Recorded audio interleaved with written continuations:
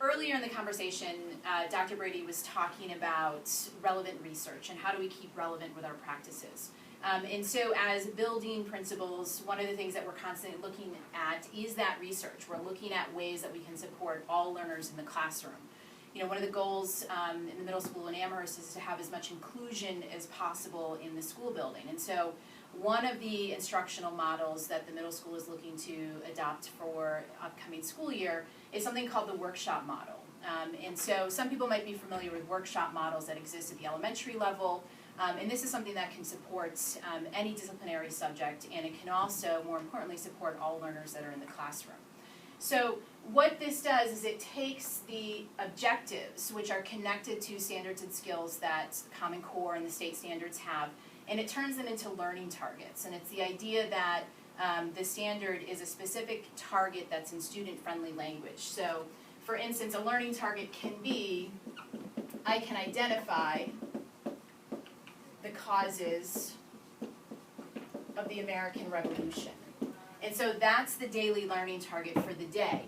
And so what then happens is the workshop model is enacted. And so the first level in terms of workshop model 1.0 is the idea of an activator, where students would have 5 to 7 minutes to activate their knowledge around something connected to the American Revolution that is going to impact the mini lesson and then the working session. So the middle school level students are coming from the elementary world where they're used to, in some cases, being with the same teacher and maybe just going out for their specials.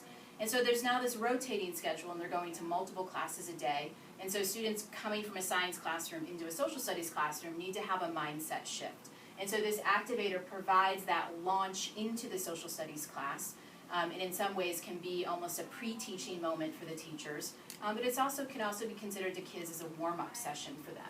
And so next up is the mini lesson. It's the ability for teachers to deliver some direct instruction between 15 and 20 minutes around the core of the pieces that connect to that learning target. So they're going to go over some of those causes of the American Revolution, maybe focus on one, and then launch students into a working session. The key around this workshop model is that the learning is at the hands of the students for the majority of the class time, and teachers become facilitators of that learning. With a period such as 64 minutes, the workshop model works best in an hour or longer blocks.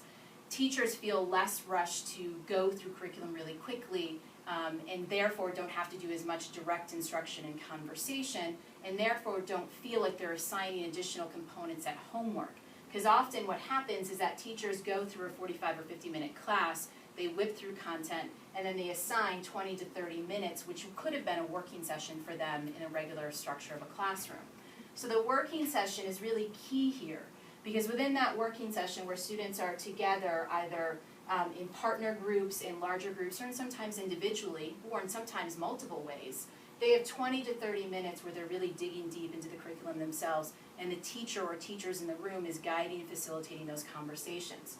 What I often recommend to teachers within that, and what I also use as a teacher, is a 7-to-1 model, or in some cases a 10-to-1, or maybe even a 5-to-1 model, which is this is the time that you release students to be working, and then you stop and pull them back for 1 minute to kind of talk about different things that you're seeing as a teacher. So perhaps moving from group to group or from individual student, you're starting to see trends in areas that they're doing really well with, or you're starting to see a trend in the kind of question that they might have that's coming out of the curriculum that they're working with. And so in that 1 to 2 minutes that you have them back all together, you can address that, you can spotlight a student who did something really well, but you can also spotlight an area of concern that's come up in multiple groups and address it so that every student is on the same page, rather than have them work alone for 30 minutes and realize that you don't have enough time to address that, and students could leave the classroom with misinformation. So to use the 7-to-1 model within that, so you're checking in 2 to 3 times the students throughout that working session.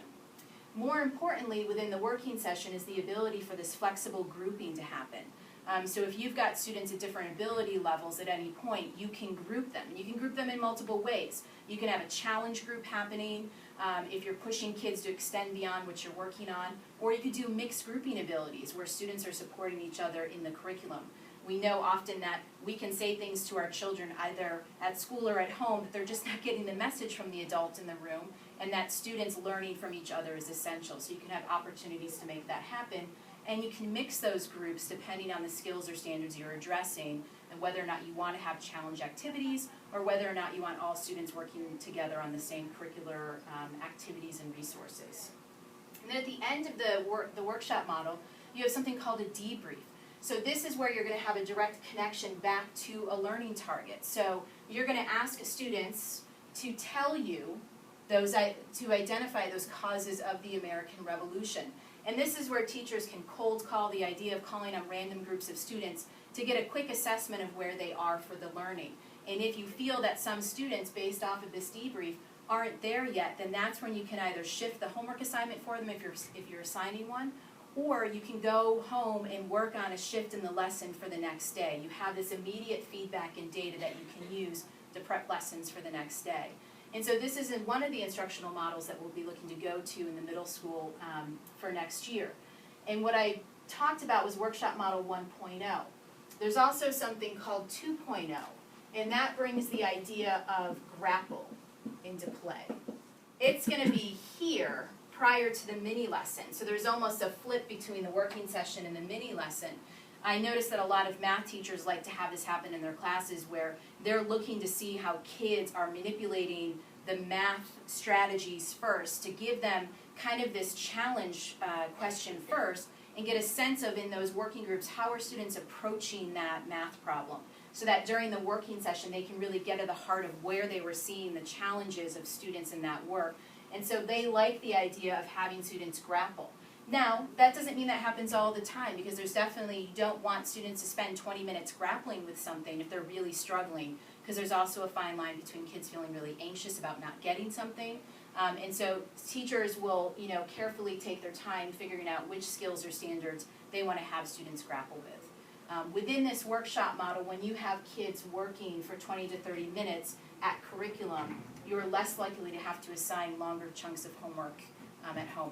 When you have, say, a 64-minute block and you're able to do all of these pieces, what can ultimately happen is that the amount of homework what students are taking home can lessen, because they're being more exposed to the curriculum with that.